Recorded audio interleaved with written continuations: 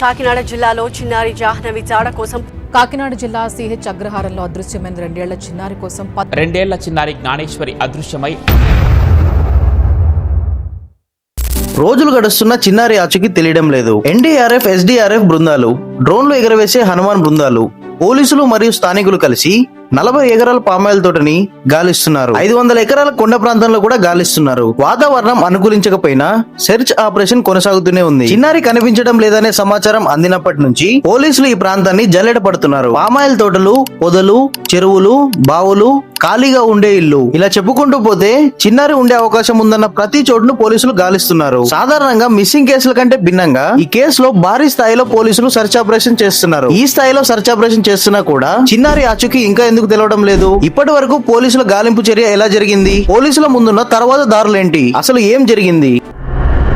2 ఏళ్ల చిన్నారి జ్ఞానేశ్వరి జూన్ 6న అదృశ్యమైంది. కాకినాడ జిల్లా దొండవాక పంచాయతీ సిహెచ్ అగ్రహారంలోని పామాయిల్ తోటలో జ్ఞానేశ్వరి తండ్రి సుంకర గణేష్ కేర్ టేకర్ గా పనిచేస్తున్నారు. ఆయన కుటుంబం అక్కడే నివసిస్తుంది. గణేష్ మరియు ఆయన భార్య భవాని వాళ్ళ పిల్లలతో కలిసి, అంటే జ్ఞానేశ్వరి మరో 6 నెలల బిడ్డతో ఆ 40 ఎకరాల తోటలోనే నివాసం ఉంటున్నారు. వీరితో పాటు గణేష్ తల్లిదండ్రులు కూడా ఇక్కడే ఉంటున్నారు. తోట మధ్యలో సుమారు 80 గజాల్లో నిర్మించిన 2 ఫ్లోర్స్ బిల్డింగ్ లో వీళ్ళంతా నివసిస్తున్నారు. చిన్నారి జ్ఞానేశ్వరి మిస్ అయినప్పుడు అసలు ఆ రోజు ఏం జరిగిందో వాళ్ళ తల్లిదండ్రులు ఇలా వివరించారు. శనివారం పాప మాతోనే ఉంది. వాళ్ళ నాన్న తోటలో ఏదో పని ఉందని వెళ్లారు. ఆయన వెళ్లిన తర్వాత పాప కూడా ఆయనతో మామిడి చెట్టు దాటి కొంత దూరం వెళ్ళింది. దీంతో పాపను ఆయన వెనక్కి తీసుకొచ్చారు. నేను మరో పాపకు స్నానం చేయిస్తూ ఉంటే తోటలో పని ఉంది, వెళ్తున్నాను, పాపను చూసుకో అంటూ గోడ దగ్గర జ్ఞానేశ్వరిని వదిలి వెళ్లిపోయారు. నేను జ్ఞానేశ్వరిని పట్టుకున్నాను. దీంతో నాన్న వెళ్లిపోతున్నారు అంటూ ఏడ్చింది. అదే సమయంలో ఇంట్లో చిన్నమ్మాయి ఏడుస్తోంది. ఆ ఏడుపు వినగానే చిన్నమ్మాయికి పాలు పట్టించడానికి లోపలికి వెళ్ళాను. ఎందుకంటే సాధారణంగా పెద్దమ్మాయి ఇక్కడిక్కడే ఆడుకుంటుంది లేదా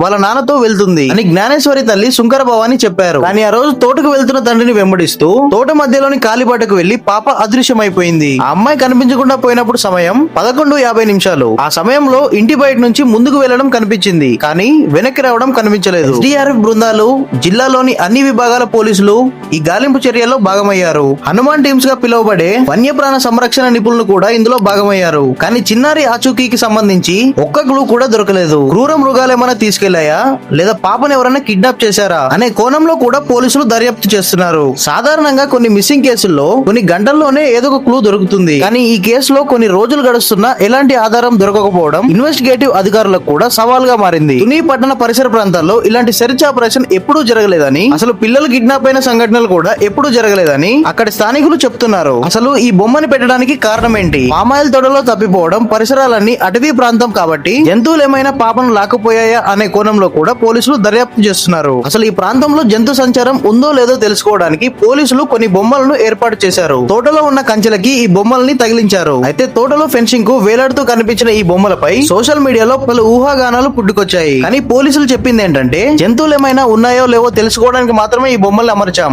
అని అన్నారు. ఇప్పటికే చుట్టుపక్కల ప్రాంతాల్లో ఉన్న సీసీటీవీ ఫుటేజ్లన్నింటినీ పోలీసులు పరిశీలిస్తున్నారు. మొబైల్ డేటా, కాల్ రికార్డులు, స్థానిక సమాచారాన్ని కూడా పోలీసులు విశ్లేషిస్తున్నారు. ఇక్కడ స్థానికులు మాత్రమే ఉంటారు. ఒక 10 కిలోమీటర్ల దూరం నుంచి మాత్రమే వేరే ఊరి వారు వచ్చే అవకాశం ఉంటుంది. ఇటువైపు ఊరు నుంచి 10 మంది, అటువైపు ఊరు నుంచి 10 మంది వస్తూ ఉంటారు. బయట ఊరి వాళ్ళు ఎవరు రారని స్థానికులు చెప్తున్నారు. చిన్నారితో పాటు వచ్చి వెళ్లిన కుక్క చనిపోయింది. కుక్క మృతిపై వీడని మిస్టరీ.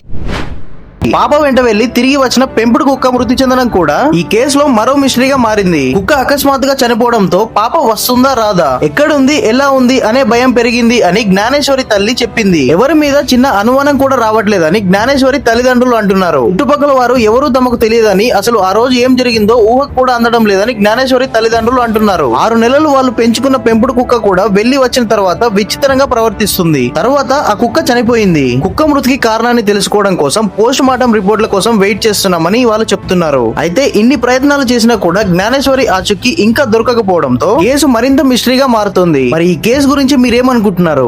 ఆ పాపకి ఏం జరిగి ఉండొచ్చని మీరు అనుకుంటున్నారు? కింద కమెంట్ లో తెలియజేయండి. ఇలాంటి మరిన్ని మంచి వీడియోల కోసం మన ఛానల్ ని సబ్స్క్రైబ్ చేసుకోండి. వీడియోకి లైక్ చేయడం మర్చిపోవద్దు. Thanks for watching.